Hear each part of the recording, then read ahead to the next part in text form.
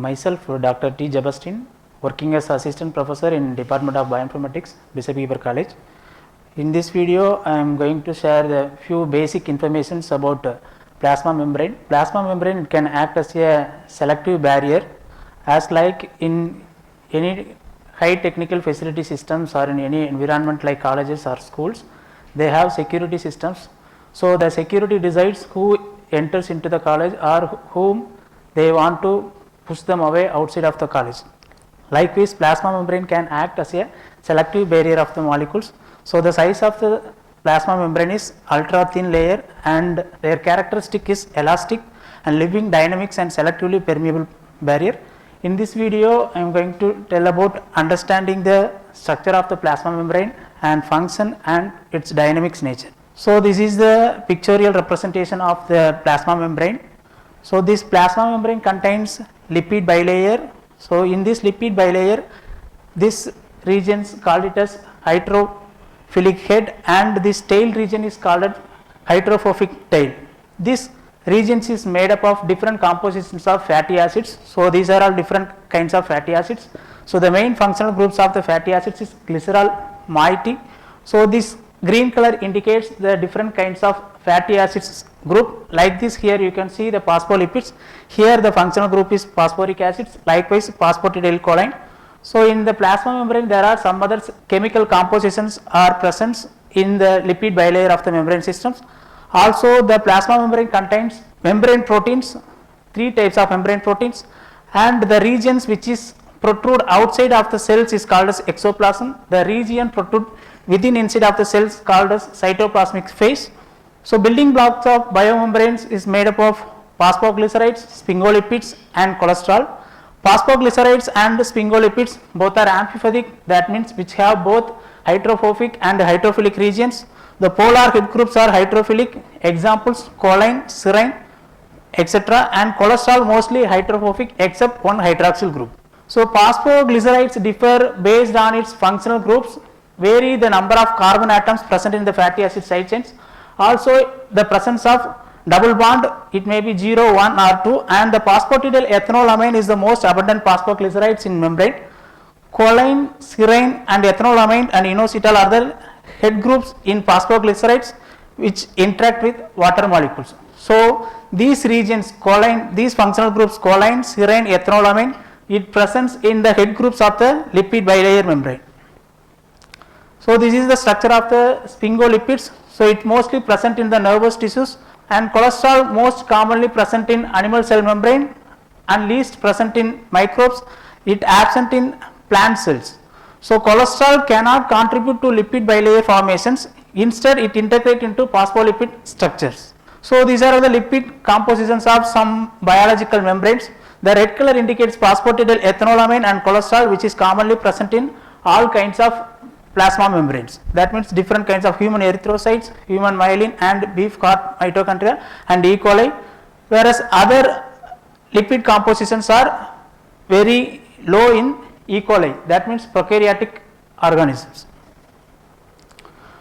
So membrane proteins are three types: integral proteins and peripheral proteins, lipid anchor proteins. These three proteins are classified based on its interactions with the plasma membrane. The integral membrane proteins, it protrude within the plasma membranes. So some of the regions may be protrude outside of the plasma membrane and some regions may be protrude inside of the plasma membrane. This is called transmembrane helices. And these integral membrane proteins can act as a receptor molecules. Also it can act as a channels or transporter proteins.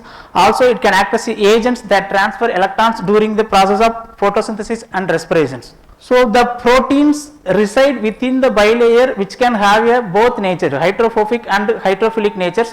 The hydrophobic natures reside within the bilayer and the hydrophilic natures, that means that can maybe protrude outside of the plasma membrane or protrude inside of the plasma membrane. Peripheral membrane proteins, it's opposite to the integral membrane proteins. It cannot penetrate into the membrane proteins, else it may be present in the outer surface of the membrane or present within the interior surface of the plasma membrane. And the lipid anchor membrane proteins, it's similar like peripheral proteins. It may be present in the outer surface of the plasma membrane or in the interior surface of the plasma membrane. The difference is it may be linked to any one kind of glycosyl phosphatidyl inositol, that means one lipid groups. So this may be called it as a GPA anchored proteins. And the membrane lipid and fluidity, so these plasma membranes may be rigid in particular temperature, also it may be too much of rigidity in when we decrease the temperatures. Okay. So in according to the external environment, how the plasma membrane maintain its fluidity and rigidity, so what are all the enzymes which is involving to protect the cell walls from the external environments, that means in terms of temperatures. So the fatty acids are two kinds of fatty acids, saturated fatty acids and unsaturated fatty acids. Saturated fatty acids are very straight chain and packed together, it may be in solid form.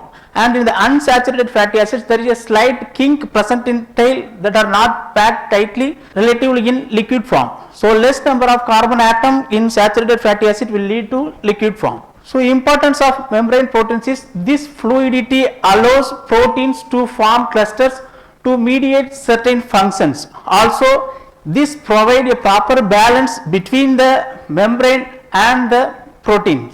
This particular membrane fluidity is very essential for endocytosis, cell migrations, growth and division and cell secretion. So the figure A shows plasma membranes at normal temperatures, example at 37 degrees Celsius. So you can see there is a space in between each fatty acids.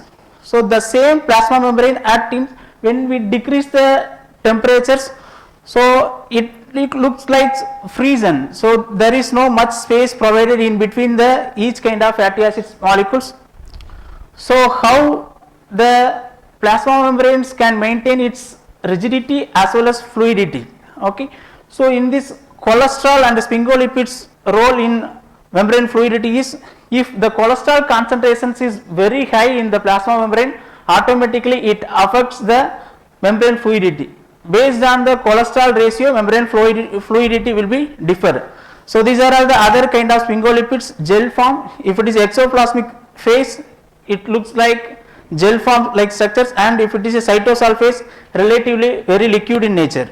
So cholesterol along with sphingolipids act as lipid rafts or microdomain.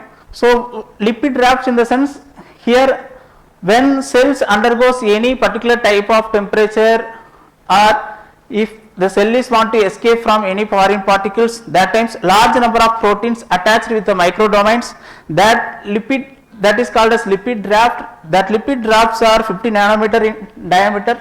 So by bringing many proteins together, lipid raft plays an important role in signal transduction. So the two enzymes playing major role in maintaining the plasma membrane fluidity as well as rigidity. The one is desaturase enzymes, which is helpful to form double bond in fatty acid chain. That means when cells undergoes in any frozen conditions, that time desaturase will be activated. This desaturase will go and bind to the fatty acids present in the membrane. So that saturated fatty acids will be converted as a unsaturated fatty acids with the help of desaturase enzymes.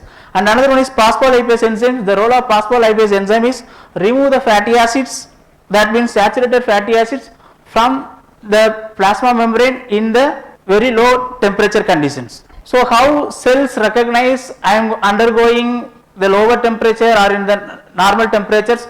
So based on their environment, so as I told earlier, cells can be act as a selectively barrier. Based on the environmental conditions, cells will produce the signals. So when the receptor proteins, membrane proteins receive the signals, phospholipase will be activated.